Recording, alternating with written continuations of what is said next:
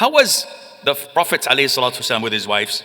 I could spend hours till Fajr, but we don't have time. The Prophet ﷺ expressed his love to Khadija. May Allah be pleased with her, our mother. Even after her death. Till Aisha, who had never met her, she died, Khadija, when Aisha was 5 or 6 years old. She never met her. But because the Prophet always remembered her and thanked her and complimented her, she said, I felt jealous. You're jealous of a dead woman? Yes, because the Prophet expressed his love to her after her death. Tell me, how do you think he expressed his love to her while she was alive? And this is why she's one of the 4 mistresses of Jannah. No one shared this reward of all women except 4. The Prophet ﷺ was not afraid. He never held back from expressing his love to her. You tell me, Mr. Husband, when was the last time you expressed your love to your wife?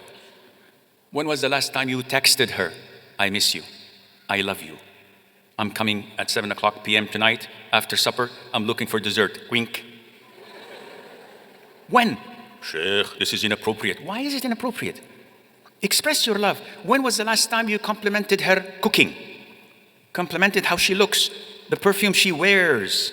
The Prophet ﷺ, whenever Mother Aisha took a bite from the bone, he took it from her hand, looked where she took the bite from, and he ate his morsel from the same place.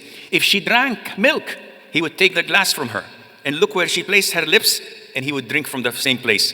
My wife, when she is requested, bring me a new spoon, please. She says, take my spoon. I said, okay, wash it 7 times and 1 with soil.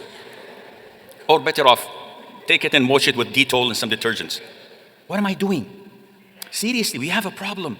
Show your affection. The Prophet ﷺ, whenever Aisha would feel sick, he would not give her his back and go and hang out with the boys or go for travel for 2-3 days. Whenever she said, I have a headache, the Prophet said, I have a headache because of your headache. I'm feeling you.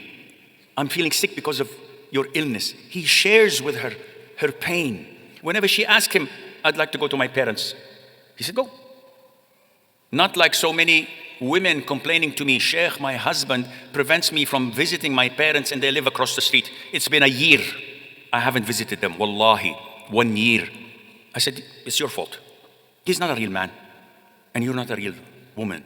Sheikh, I have to obey him. You have to obey him, but not to the extent that he enslaves you. There are limitations. There are kindness. We talk. Yes, if he has a legitimate reason, I understand.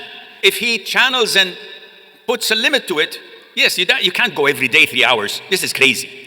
But to prevent you from going to your parents for a whole year and they live across the street, you guys have a problem. The Prophet used to speak, ﷺ, with his wives. He used to give them quality time. Most women complain of what? The moment he enters the house, he's on his tablet or his social media, Instagram, or his computer. He does not speak to me. I cook, I clean, I wait for him to give me 5 minutes. Nothing. I wait for the weekend. He goes plays cricket. Or he goes plays football. Nothing. Where is that quality time? All man and wife need mutual respect. Quality time is to take your wife once a week, twice a week to a restaurant. No mobile phones, nothing. Spend time with her. The Prophet used to spend hours speaking with his wife. Mother Aisha says, we were on an expedition. This is weird in our standard, but this is the sunnah that we should follow. And as we were camping, the Prophet said to the army, go and march ahead and leave me and my wife Aisha behind. So they said, okay. They went. After they disappeared, the Prophet said to Aisha, come, I'm going to race you from 0 to 100 meters. Do you imagine this? You imagine Sheikh Asim racing with his wife? I'd rather box. It's more convenient for me to box with my wife. But she says, no, let's race. Aisha said, I raced with him and I was at the time young. I did not have a lot of weight. So I won. And I let it go. A year later, we were in another expedition. The Prophet did the same. But then I gained weight. And the Prophet said, let's race. I have totally forgot this. We raced and he won. And he laughed and smiled and said, touché, this one in return of that one. What kind of love is this? Come on, guys. Seriously, when was the last time, I would not say raised, but when was the last time you shared something with your wife? Your problems, your worries, your aspirations.